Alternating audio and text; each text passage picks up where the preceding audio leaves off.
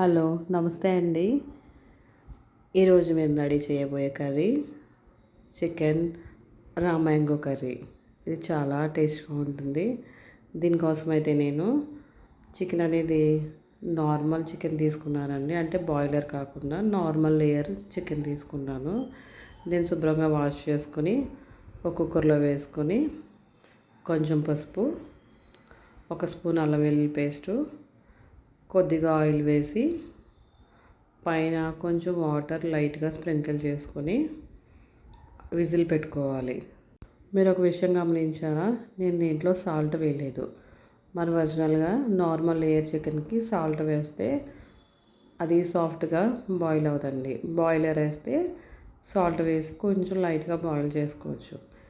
ఈ చికెన్లో సాల్ట్ వేసామంటే చికెన్ అనేది గట్టిగా ఉండిపోతుంది.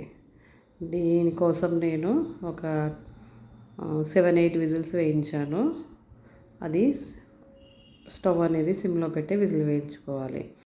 తర్వాత వేరే పాన్ తీసుకుని దాంట్లో ఒక 3 టేబుల్ స్పూన్లు ఆయిల్ వేసి నేను తీసుకున్న చికెన్కి 4 ఆనియన్స్ తీసుకుని చిన్న చిన్న ముక్కలుగా కట్ చేసుకుని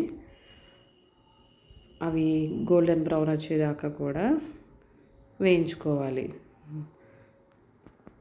ఈ ఆనియన్ అనేది సాఫ్ట్గా ఫ్రై అవ్వాలి. నెక్స్ట్ నేను తీసుకున్న చికెన్కి ఒక మ్యాంగో హాఫ్ పడుతుందండి. ఈ రా మ్యాంగోని తీసుకొని ఒక హాఫ్ కట్ చేసుకొని మిక్సీ జార్లో వేసి గ్రైండ్ చేసుకోవాలి. అది మెత్తగా పేస్ట్లా చేయకూడదండి, చెక్క ముక్కగా గ్రైండ్ చేసుకుని పక్కన పెట్టుకోవాలి. ఈ ఆనియన్లో 4 గ్రీన్ చిల్లీ, ఒక స్పూన్ అల్లం వెల్లుల్లి పేస్టు, ఒక చిటికెడు పసుపు, టేస్ట్కి తగ్గ సాల్టు. మనం చికెన్లో వేయలేదు కాబట్టి సాల్ట్ అనేది ఆనియన్స్లో వేసుకోవాలి.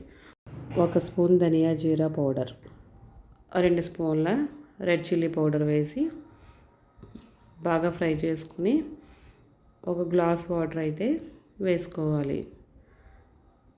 దీంట్లో మసాలా పౌడరు అవి ఏమీ వేయకూడదండి.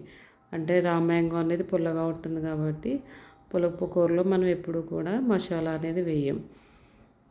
తర్వాత వాటర్ వేసి జస్ట్ ఒక 2 మినిట్స్ బాయిల్ అవ్వాలి.